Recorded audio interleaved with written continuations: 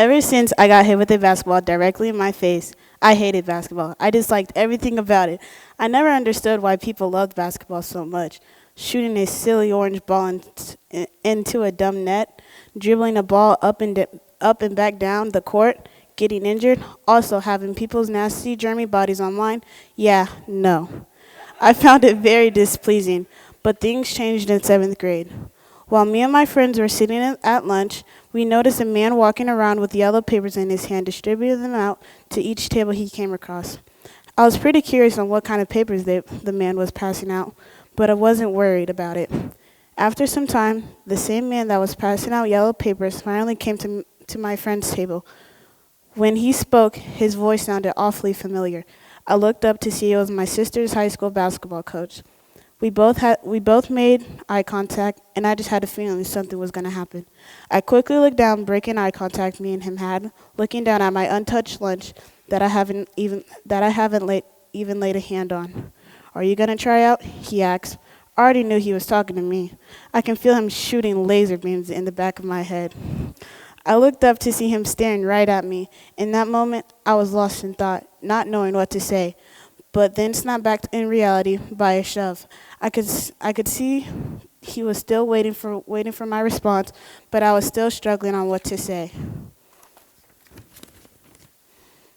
I really don't know. I don't see myself playing basketball. Besides, I'm not even good anyways, I replied, realizing that I basically rejected his offer on joining the team. "That's why there's a thing called practice, girl," he chuckled. "Just think about it." I then grabbed the yellow paper from out of his hand, and he smiled, then walked off to the next table. I already knew that I wasn't going to try out. I wanted to play volleyball, not basketball. So I knew what I was going to do. Basketball tryouts then came, and the plan was not to let the coach see me.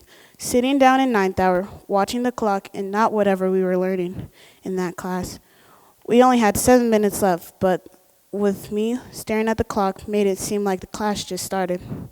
As soon as the final bell rang, I quickly packed up my stuff and left the classroom, aiming myself towards the door, hearing staff telling me to slow down, but I was too focused on getting onto my bus.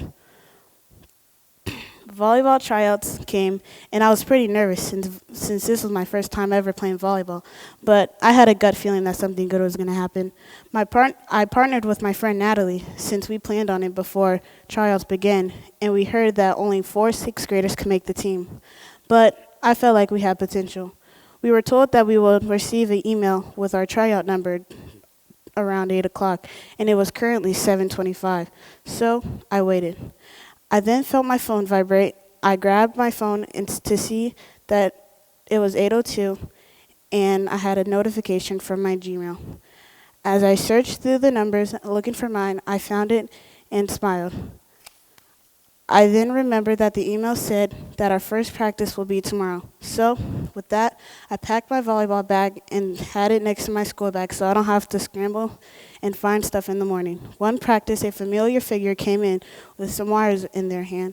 I was trying to read out who it was until I saw that they were wearing a central hat. At that moment, I knew that I was in trouble. I quickly tried to hide behind one of my teammates, but that didn't work. He saw me and walked up to me and asked, why didn't I go to tryouts? I quickly had to think of a lie, and saying that made me feel really bad. So I told him that I'll try out in 7th grade. And just like that, 7th grade and basketball open gym both came. I decided not to go to the open gym since I was occupied with other sports, but that's when I realized I would have to do 2 sports at the same time. Well, that was only if I made the team. There was only 1 week left before tryouts, and I was getting more and more nervous each day. That's until 1 week passed and tryouts were right after school. I kept on checking the clock, looking at it getting closer to the 9th hour.